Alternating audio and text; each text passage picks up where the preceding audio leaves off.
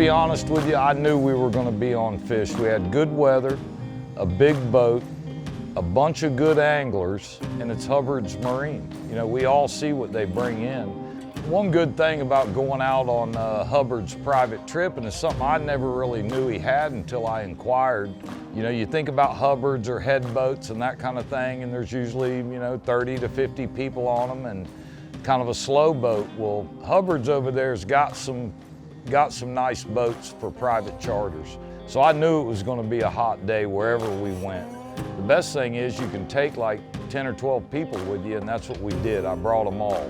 I brought the best I knew of, and we had a great time.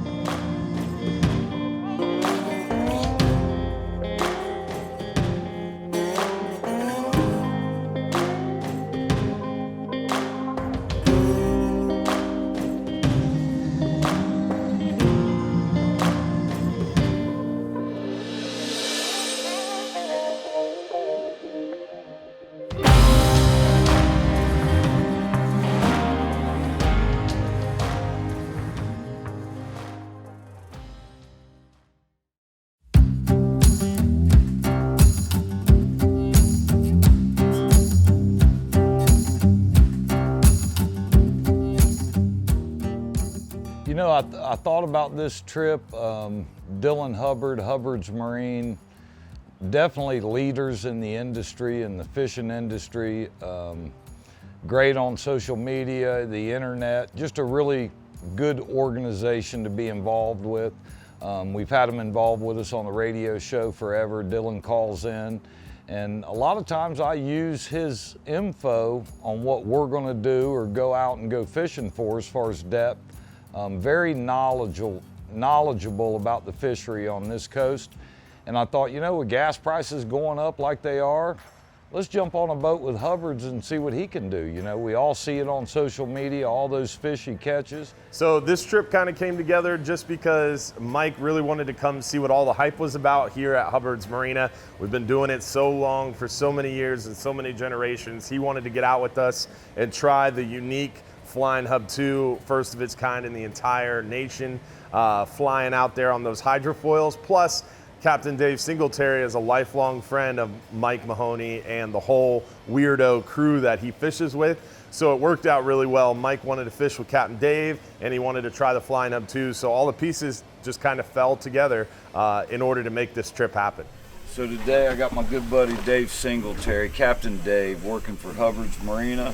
I wanted to go out with some buddies, and I wanted to bring the whole group. I mean, we got Tangles, we got Matt Clapp, Hardiman. I brought a crew, and I knew it was going to be tough.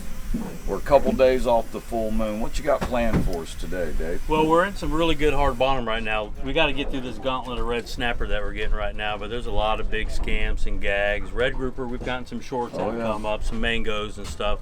But this whole area right now, I want to fish this area because there's a lot of wahoo and stuff out here, and the wahoo and the tuna have been chewing. So that's awesome, man. We're going to troll a lot today, but a lot of hard bottom, and we're going to work our way west. I got some ledges that are like 40, 50 foot. What depth are we in now? Right now we're in 170, and we'll push out as far as probably 250, 260. And an early start, but a comfortable boat and an awesome ride out. We just got out here, the sun's up. We put 10 or 12 fish in the boat already in the first 10 minutes. We're trying to get Dylan a fish to put in the box. He's always struggles when he comes out here offshore. He's more of an inshore fisherman, but we're going to work on that today. Yeah. You getting line, Mike? He's not shaking his head, is he? That's a good one. Is he getting line? Oh, yeah, he's a good one. Big fish. Might be a big gag. Mm-hmm. What he felt like when he hit. Hey, Mike. Any words of wisdom for the wife? For the up here. Low gear.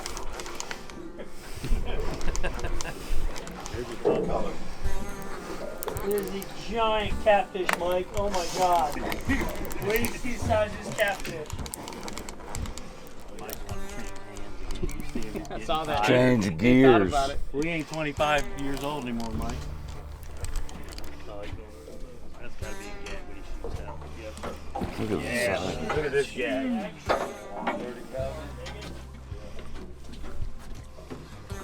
Yeah, maybe 18 or so. Yeah. big rusty belly. Nice gag, probably 20 to 25 pounds. I said something, they came over, we got him in. We were just before the season, and I was kind of strategically thinking, maybe this could pass for a scamp. So, of course, I asked Dylan, hey, it's the biggest scamp I got. I think I want to mount it. Hey, Dylan. Yes, sir. You think we can use this for a shore lunch? Or what hole should I put it in? That's a shore buffet right there. I think it feeds us. See, you distracted me. Hey, is this ready to go in? He almost went over. I was like, get the camera. And yeah, I missed the top stair. I'm 6'7", 330. I'm not the most coordinated person ever. And you know, boats moving around, things happen. It's all right. I didn't fall in the water. I made sure to save my reel. I think for a 6'7", over 300-pound dude, I was pretty agile. I mean, I was sprawled out there, and I tapped back that $1,500 combo I was fishing with to make sure it didn't go in the drink. So I feel like overall I recovered nicely and went back to catching more fish. He walks around the boat, comes over by me. Now he's got my fish on. That's how it's done. Take note.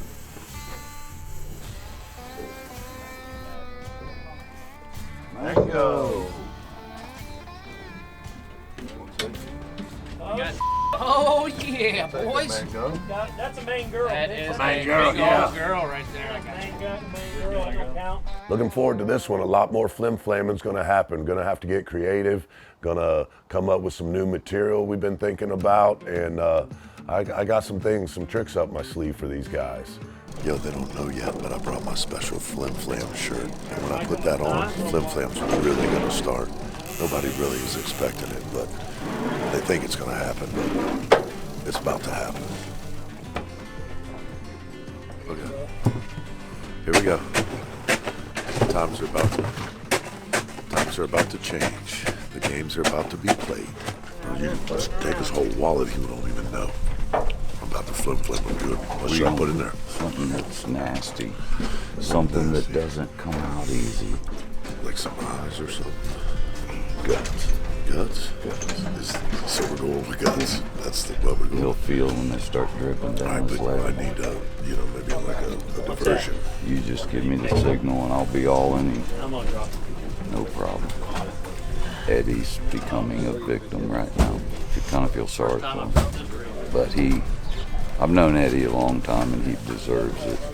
So we're going to show him a little love here on the love boat, we could call it. How about the little love boat for Ed? 2 lure Ed.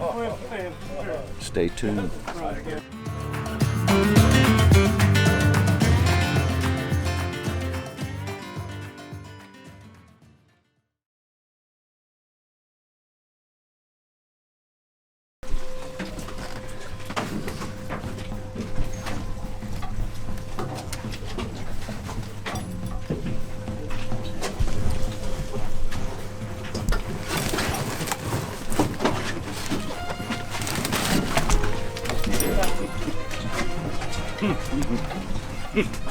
Nice, look it up. I got on that one. I got you on that one. I got one rider. Did I do this or did the camera guy do it? Or did Tommy LaRange do it? Only the footage will tell. That's right. Y'all get it on film? I'm sure we did. But that's not something I would do. King of Flim Flam, the man wearing the Flim Flam. Oh, yeah. I mean, the Flim Flam never stopped, whether it was tying someone to a bench that wasn't paying attention, putting extra condiments on Old Tangle sandwich, messing around with everybody nonstop. And I've never been, I mean, we all mess with each other, and most of the time on our trips that I'm on, I mean, there's customers on board, so we're not going super crazy. Definitely kept me on my toes. Well, I mean, not always on my toe. I was on my butt at one point, but it was fun. Wow, I got him, dude. I still have him. Yeah, I gave mine to Dustin. Yeah, I remember. Yeah, I'm not. Yeah, I only have one break so far. You got shrimp on?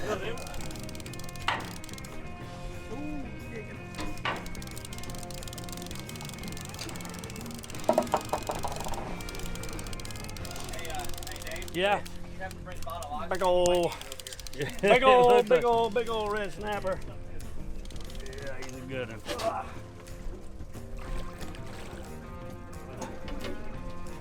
Oh boy. Woo. Look at that bad boy. Look, there's Shoney's buffet. Yeah. This is what the snapper do all night. They sit up all night, they eat crabs, they eat squid, they do all that. So fish feed a lot on a full moon. So that's a fresh squid, and I'm actually gonna drop that down and use it. Threadfin, have pinfish. Anyways, we're gonna get this fish released out of season right now. But quality fish. You take him, Dave? Yeah. Gotta vent these fish out here in this depth of water. A lot of people look at this and they go, oh my God, that's his tongue. That's really not his tongue, that's his belly. So when you reel them up from a deep depth, they have an air bladder in them. That air bladder expands as them fish come up higher. So you gotta release that so that fish will survive when he goes back down to 170 foot of water. Nice. You know, when you go out on a trip offshore, the West Central Florida, everyone knows it's out there. You better have a flat line out. I could probably talk for the next 20 minutes over all the fish in the Gulf we've caught on a flat line as an extra rod. Everybody's fishing the bottom, always put something out. Tommy was making sure he did that. One of the things we knew for sure that weekend, there was at least 6 wahoo caught that we knew of. So we knew we needed a line out there. Tommy brought one of his rods with him. It was a high capacity 20-pound test, perfect setup for a big fish. Nice drag, lots of line, the 2 combinations you want with a big pelagic. We didn't really have a ton of bait to put out there like what we'd want, a live bait, a big greenback, razor belly, threadfin, something like that. But he pulled a dead threadfin out, set it out back. We were catching fish. And if you've never seen it, I can't even explain when a wahoo hits what that drag sounds like. There he is, baby. No, you can't. Drag. That's a wahoo. Do not tighten the drag. That's a wahoo. Let him do his thing. There he goes. He's coming to you. Real, Jay. Jay, go around. Dylan, take the rod. Got it. Let me go back, please. I need help up here. There it is. Got it clear. He's at the back of the boat. Coming by. All the way. Real. Grab the rod. Oh, that's good.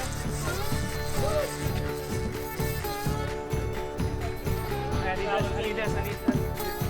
Get up around that end.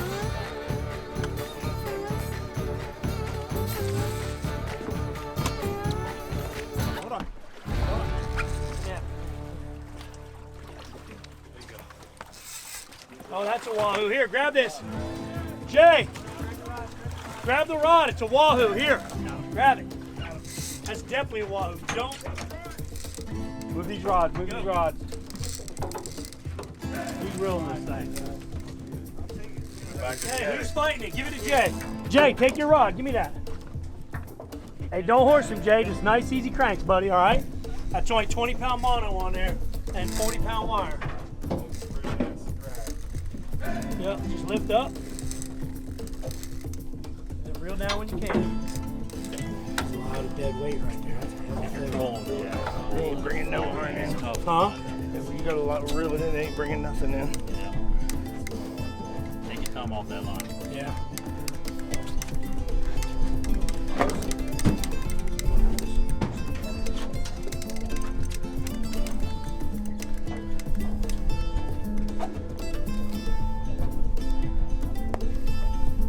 He's a stud. He's definitely got some weight to him.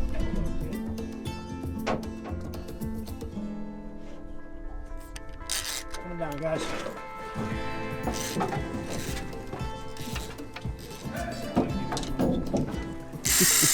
Out, coming over. Stay here. Come on, fancy pants. Come on. Oh yeah, Hey, Jay. Come on, Stash Boy. Come on, fancy pants, pelagic. So Mr. Fancy Pants, Captain Fancy Pants has got the rod. Now Mr. Stash Boy, Jason, it was his fish, and now his buddy just took it like, like he's never caught one before. You know, old stash boy, must be the stash. Tommy Gunn. That in them most of the time. But you know, Tommy lightens the drag and does all that stuff. Who knows? Here, get some. Get some of this. It kind of looks like my combo. Where'd that come from? You got a receipt on it? Yep. I think that's my combo. Oh my God, what was that? Dude, something just f***ing blew. Oh, a dolphin. 4 or 5. Oh, that's what I got. I got a porpoise. I got a porpoise. So this fish was just so incredible. It was a team effort. Everybody on the boat pretty much had the rod in their hand at some point during the fight. It was 45 minutes to an hour long. I forget, it was a dream. It was really just a crazy, intense fight. And I'll never forget that Wahoo finally coming up. We had seen deep color a few times. We knew it was a Wahoo. We knew it was a big Wahoo, but when it came up to the surface and we actually saw this fish under the water, I mean, I thought we had a world record fish. All right, I see him. I see him. You got color? I see color. Oh my God, he's giant. Oh my God, he's a giant Wahoo. Oh my God. Holy cow, boys. Look at the size of this f***ing Wahoo. Oh my God. Oh my God, he's giant, boys. He is giant. That's a 100-pound fish. 100-pound. Hey, stay there, stay there. Back up, Dave.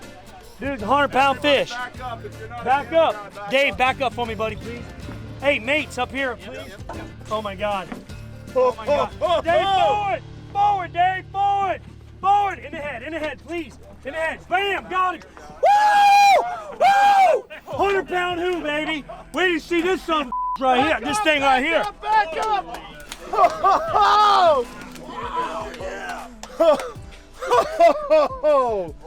Nice meat stick, you dumbass. I'm getting this around the boat. I don't give a Kidding me, dude. Hey, I didn't even pull your fish, buddy. Wow. We just had to get this thing, man. Oh my God. Woo! Big dog. Whoa! Hey. I bet you we lost over 300 yards of line on the first run. The reel holds about 430, 420, and we were probably pushing 300 yards on the first run. It was unbelievable. I would say the Wahoo's probably one of the baddest fish in the ocean, Gulf of Mexico, and I love to catch them. I tell you what, guys, this is what you do when you're out here offshore fishing. Hubbard's Marina, bring in your flat lines. Guys, always put a flat line out back. Don't matter what time of year it is. There's sailfish, mahi, tuna, wahoo, kingfish. It don't matter. We threw this thing out and within, what, 5 minutes, Dave? Less than that. Less than 5 minutes, this thing hitting. God, he's over 100. I mean, this thing's unreal, so. Unbelievable. Always put a flat line out. Good job, Cap. You got it. Wow. Oh my God. Hey, buddy. We had everything, it took everything to hoist that fish up. And I'm a big boy, and that gaff was creaking, bending. It was a definite trick to get it onto the bow of the boat. It hit the deck dead. We gaffed it right through the brain, and luckily, because as soon as it hit the deck, the hook spit out.